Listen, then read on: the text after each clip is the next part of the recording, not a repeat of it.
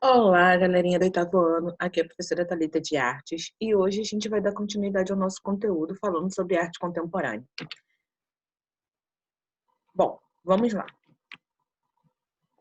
Na última aula, eu pedi para vocês um exercício. Na verdade, a gente falou um pouco sobre a aula anterior e falamos sobre o Dia Nacional da Arte.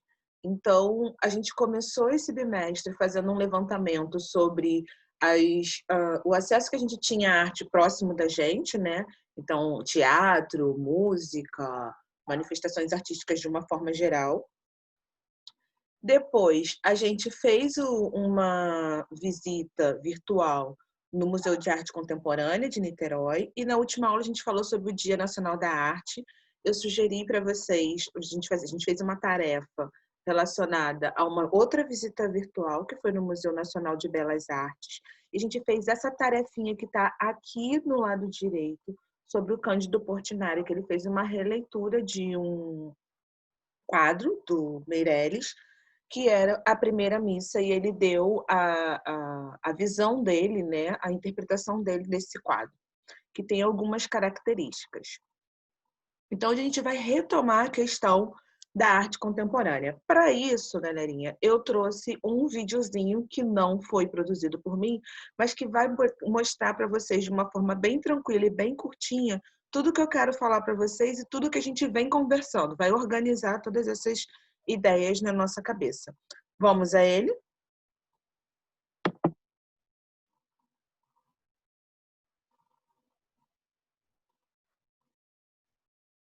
Arte contemporânea. Você acha que esse assunto parece complicado? Por que será que algumas pessoas dizem que gostam de arte moderna, mas não entendem a arte contemporânea? E afinal, como se organiza essa linha do tempo na história da arte?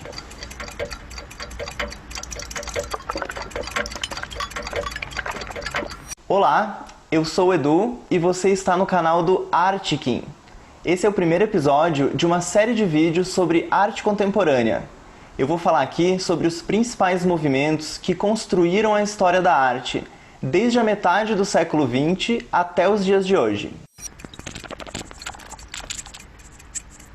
De modo geral, pode-se dizer que durante o século XX, a arte se dividiu em dois grandes momentos, chamados de arte moderna e arte contemporânea.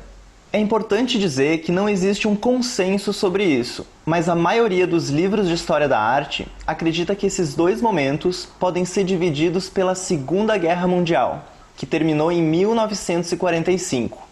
Mas antes de falar da arte contemporânea, vamos voltar um pouco no tempo e lembrar o que foi a arte moderna.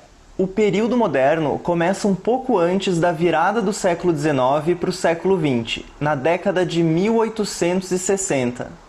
Você com certeza já ouviu falar sobre os movimentos que marcaram a arte moderna. Vou dar alguns exemplos: impressionismo, cubismo, suprematismo, fotografia, surrealismo, entre muitos outros. Todos esses movimentos, quando surgiram, causaram um certo desgosto, um estranhamento por parte do público.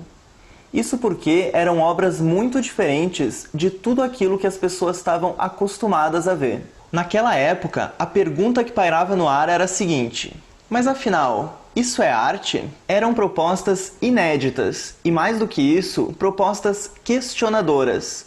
Então dá para imaginar que a aceitação dessas obras não foi imediata. Mas as décadas foram passando e hoje em dia, esses movimentos são entendidos como grandes revoluções artísticas.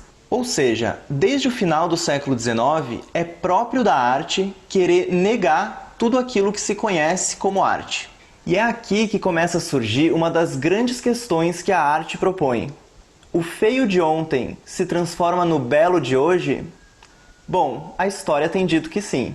Pense, por exemplo, em nomes como Van Gogh, Matisse ou Picasso.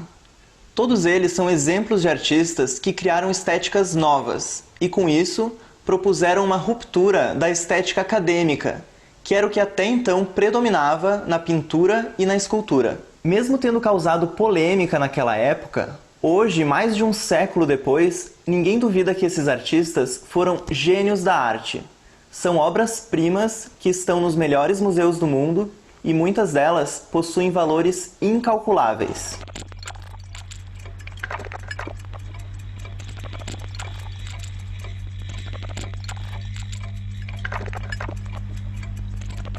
Então, o modernismo ou a arte moderna foi esse turbilhão de novas ideias que mudaram radicalmente o rumo das coisas. E desde então, os artistas passaram a desenvolver um outro tipo de mentalidade. Eles se abriram a discutir mais a fundo qual era o objetivo da arte e passaram a acreditar que emoção e expressão interior podem ter mais significado do que o resultado figurativo da obra. E esse pensamento é a base para a gente começar a entender a arte contemporânea. É no período contemporâneo que a arte conceitual entra em cena. A ideia passa a ser o aspecto mais importante de um trabalho artístico.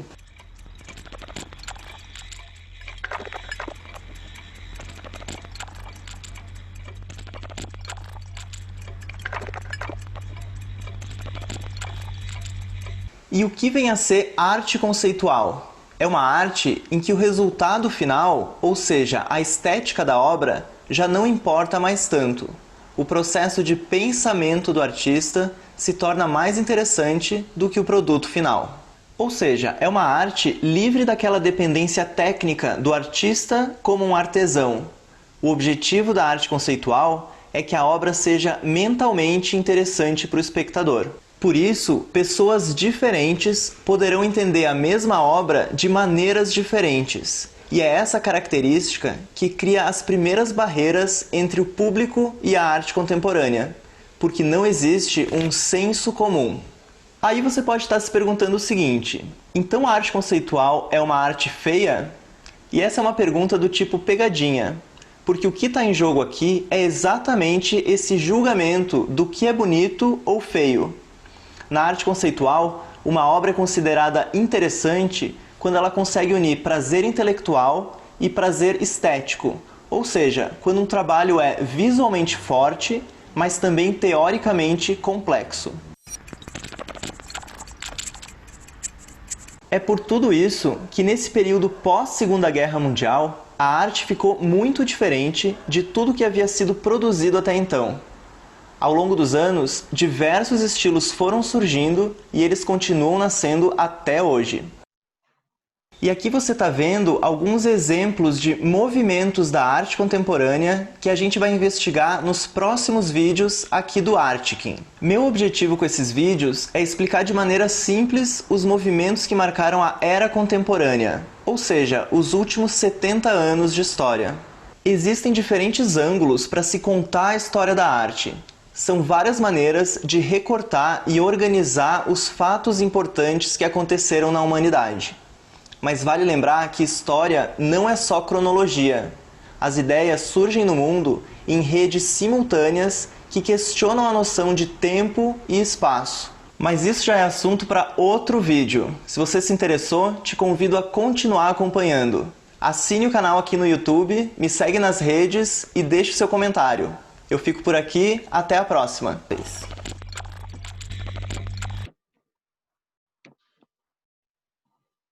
Bom, galerinha, esse é o vídeo. A gente vai ter lá na plataforma algumas questões sobre o vídeo. Eu estou colocando aqui para vocês, ele falou sobre alguns movimentos da arte contemporânea. Esse slide que vocês estão vendo, essa composição gráfica, essa organização, ela foi feita pelo professor Julian Silva Coelho.